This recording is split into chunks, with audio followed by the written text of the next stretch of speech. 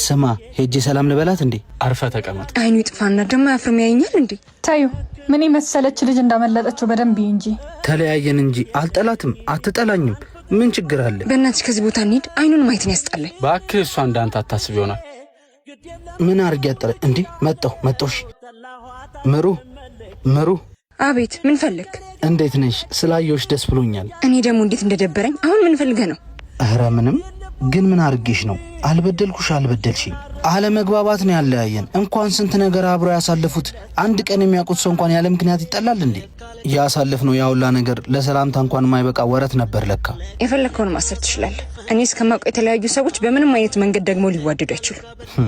ብዙ ሰው አድርጎታል ማለት እኮ ልክ ነው ማለት አይደለም። ለማንኛውም ስለነበረን ጊዜ አመሰግናለሁ። አረብሽሽ ልሂድ።